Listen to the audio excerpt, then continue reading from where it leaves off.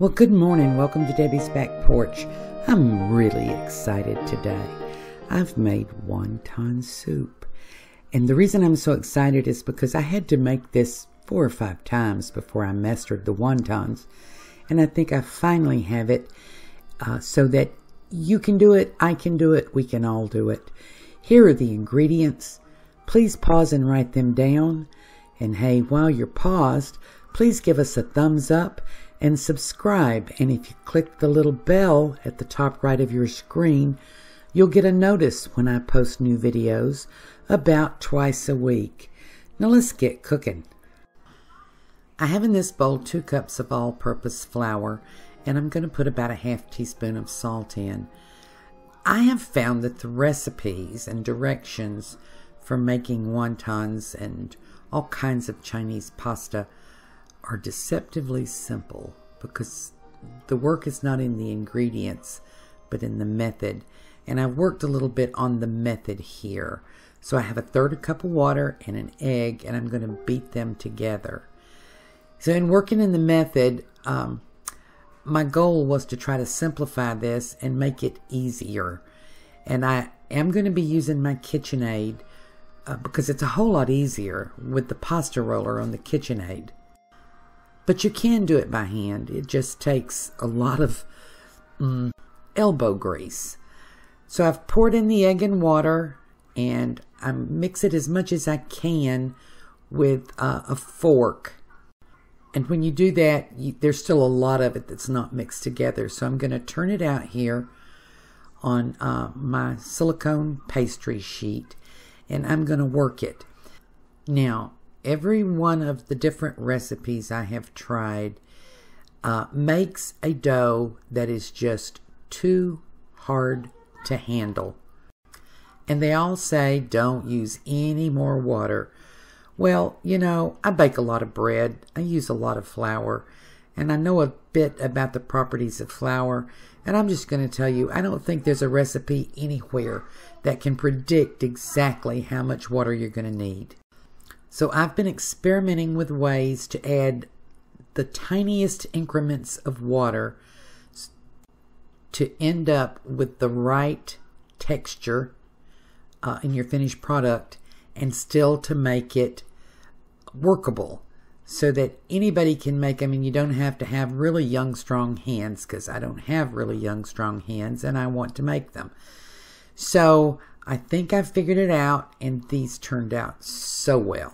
So I have pulled together as much of this as I can, and I turned the tap on and I wet my hand. And you can see that I've just barely wet my hand. And that adds just enough to allow me to pick up more of the flour. And I ended up doing this, I think 4 times to get all the flour in. And each time it's just a couple drops of water.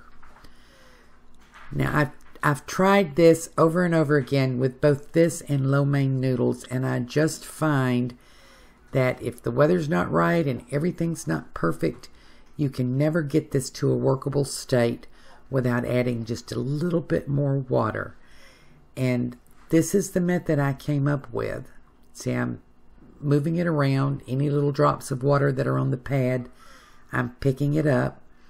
Any flour that didn't get incorporated in, I'm adding that back in too. This is still very, very stiff. And by the way, I tried making this dough in the KitchenAid, and it was just a big mess, and you still had to add more water. So this is the way I've settled on, and I hope this method works for you. Going to add a little bit more water, and I'm going to do this until the dough smooths out a little bit. It'll still be very dry. It'll still be pretty stiff, but I want it to smooth out just a little bit. And I'm letting you see this just so that you'll recognize the texture when you see it. I've made a lot of regular Italian style pasta and macaroni, spaghetti, lasagna sheets, but they don't have the same sort of silky, translucent quality as the wontons and the lo mein. So I think it has to do with the amount of water and how much you work it. So I thought it would be helpful for you to see this. So I've done that little bit of additional water now, I think 5 times. And it's starting to come together in the texture that I'm looking for. And the only way I can describe it is that when you roll it and twist it, you want it to be to the point where it doesn't come apart. You see how those spots pull apart. I'm working it until it stays together. It's not totally smooth, but it's workable. You can feel the difference in it when you can form it into a ball. When I get it formed into a ball, I'm going to put it back in the bowl and cover it up and let it sit for an hour. And that hour allows the flour to hydrate more, to rest, and to become more workable. And this hour's rest is really important, so don't try to skip it. So we've waited an hour, and I'm going to put just a tiny little bit of flour on my hands. And you can feel the difference in this. It still doesn't look smooth to you, I know, but it will, and it's much more workable. So I'm just going to turn it a little bit, and then I'm going to cut this into 4 pieces. Now, I'm going to get out my pasta roller here in a minute, and I'm going to tell you that you can roll this out by hand. Takes a little work, but you can do it. I've done it a couple times, and my arms are not really strong. See, I just did just a tiny bit more water. But I was able to roll it out once you make the dough this way. And I'm rolling it, and you can, I don't know if you can see or not. I never know what you can see. But it is starting to get a little bit silkier feeling in my hand. So all together now, I've done this little tiny bit of added water 7 times. I'm going to get all the little drips that fell on my pad here. And I think that you can see that it's finally getting to the point where it's workable. I would have some hope of actually rolling it out by hand, but I'm not going to try that again. So I've done this kneading, the second round of kneading, for about 3 minutes. And we're getting something here that's pretty pliable. I'm going to hit it with a rolling pin just to sort of gauge whether or not it's pliable enough to actually roll out. And I think it is. You can see it leaves impressions. I mean, when we started, it wouldn't even leave an impression. So now I'm going to try to get it into a shape to cut it and start actually working with it. I'm going to roll it here with the roller just a little bit with the rolling pin. And you know, I don't know what kind of rolling pins you have. I have 2, and when I'm making pasta and things that I have to really put a lot of work into, I like to use this one. It's just so much easier for me to handle than the big one that has handles. So I'm going to roll this up. I'm trying to form it into a roll that I'm going to now cut into 4 semi-equal pieces. I'm not going to measure it. I just want it in pieces small enough to run through the pasta roller or to do it by hand, because each one of these 4 pieces is going to make a huge sheet of pasta, of noodles to cut. You'd be amazed at how big this is going to get. So I'm cutting it into 4 pieces, semi-equal as I said, and then I'm going to let them hydrate again for about another hour. And this time I'm going to cover them with a clean, damp dishcloth or a tea towel or whatever you want to use. I have a little microfiber here with no lint. And while these were hydrating and resting, I got out my pasta roller. And I'm going to move 3 of them aside and cover them again. I don't want them to dry out at all. And I'm going to get this one ready to go through the pasta roller. I'm going to use cornstarch now and not flour. I don't want to make them any stiffer. I don't want to work any more flour into them. And now you know I finally have a really silky, workable, beautiful dough. I've got my pad here that measures in inches, and I'm going to make these 4 by 4. We're going to run these through several times. And you want to start with your widest setting. On my pasta roller, that's 1. And I'll run it through twice on 1. And then I'll run it through twice on 3, twice on 5. I'm just skipping just one number. And each time it gets a little bit thinner and a little bit thinner until when we're finished, it's almost paper thin. And just so you know, the standard size is 3.5 by 3.5. But I have found through all of these trial starts that I've made that after you make them and let them cool, they shrink a little. So I'm going to make them 4 by 4. And this part takes a little patience. If you choose to roll it yourself, you're going to have to roll it several times. And most directions tell you to roll it out in a big square. I just find it's easier to roll it out in a long, thin piece about 4 inches wide. It's easier to roll, it's easier to handle. And what I'm doing now is I'm folding over the ends because I want to kind of square it off a little bit to have less waste. And we will have waste. And oh, they make the very best fried little wonton noodles. I did that with these. I don't find that it works very well to try to put them back together and run them through again. So I'm trying to have as little waste as possible as I'm running this through. So, okay, twice on 1, twice on 3, twice on 5, twice on 7, and twice on 8. My roller has 8 increments. And the piece just gets longer and longer. And I'm going to cut the 4-inch pieces out of this. And don't get in a hurry here. Run it through each of these cycles twice. And if it tears or gets out of shape, you can just fold it back on itself and run it through again.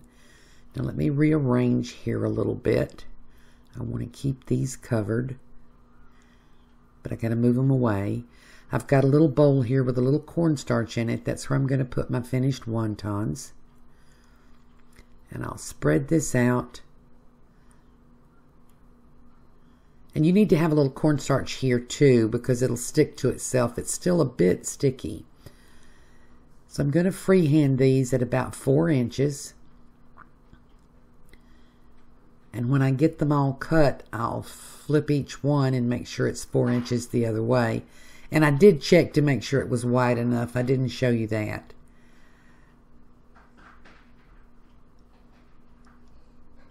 And you handle them. They're remarkably sturdy to be as thin as they are.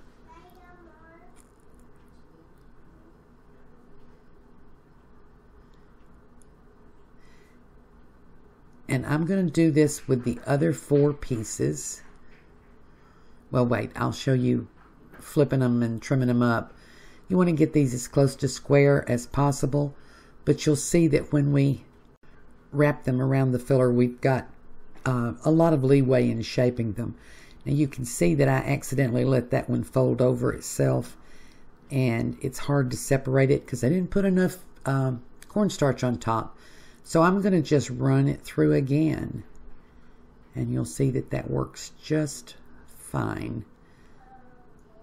And I guess one of the reasons this dough is so stiff to start with is to give it this sturdiness to work with it and cut it and fold it. Yeah, make sure that's 4 inches both ways.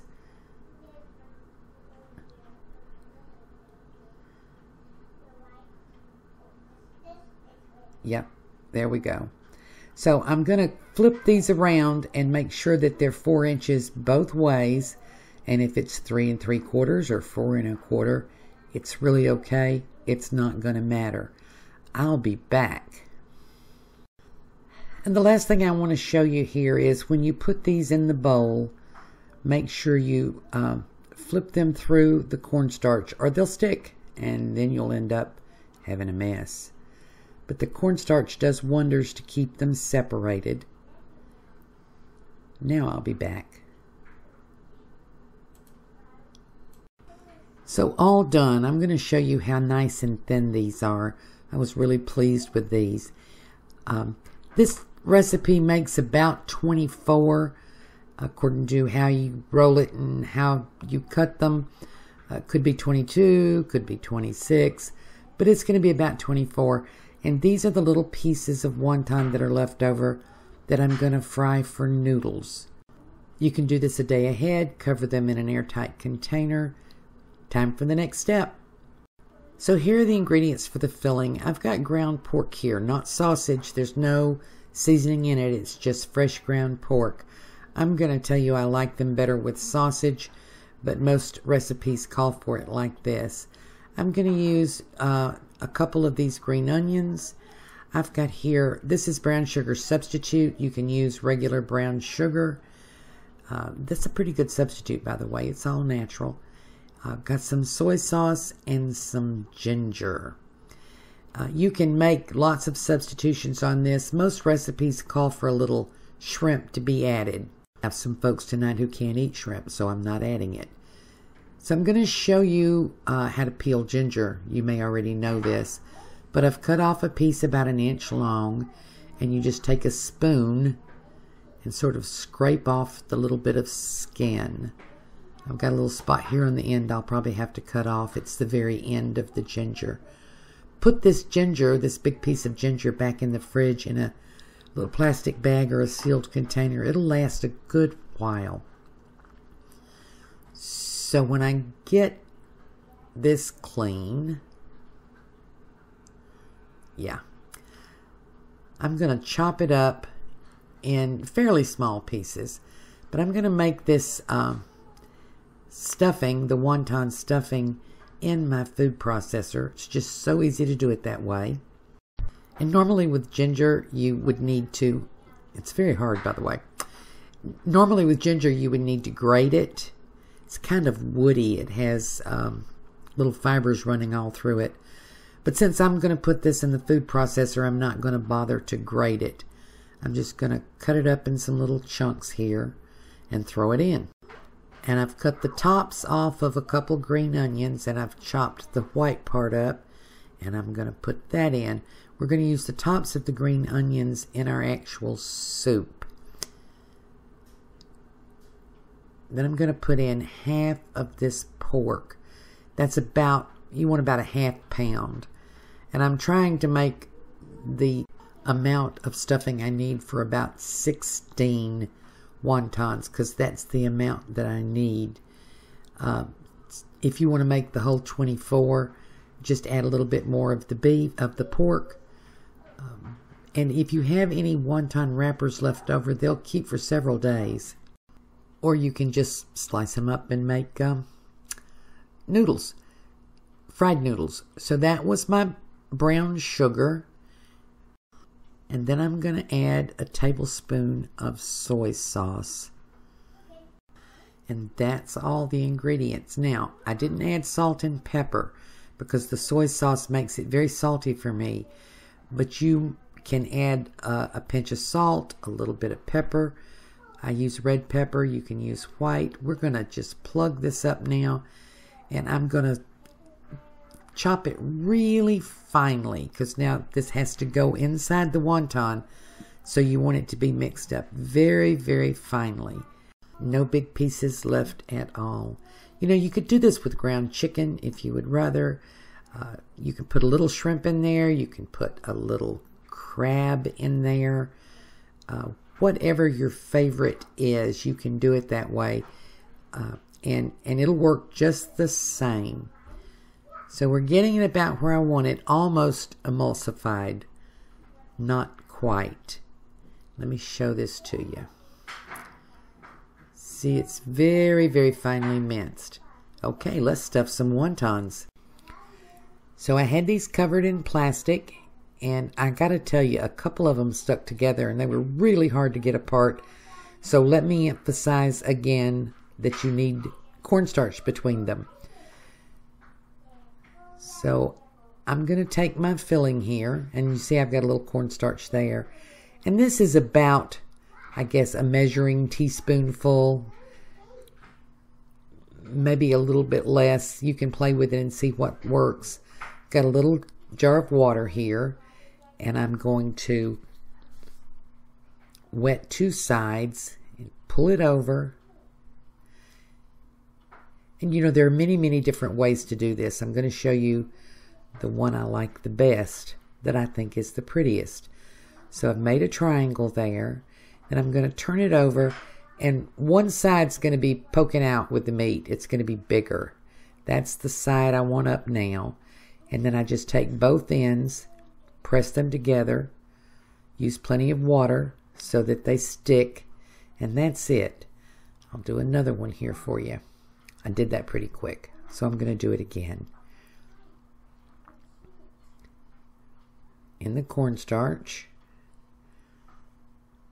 between a half to a teaspoonful of stuffing,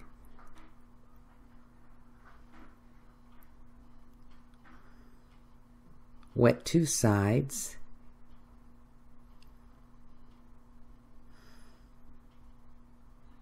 kind of square it up there. You see one side is fatter than the other. That's the side you want to be inside the fold. There you go. That way. Fold the two ends over each other, a little drop of water, and fold it under. Kind of press it a little bit because they can come apart while they're boiling. I'll do one close up. Wet two sides. Fold it over and square it up.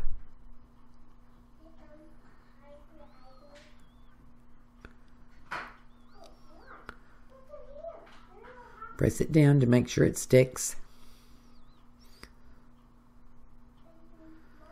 Put the fat side out and fold over the ends. Press it down and tuck it under.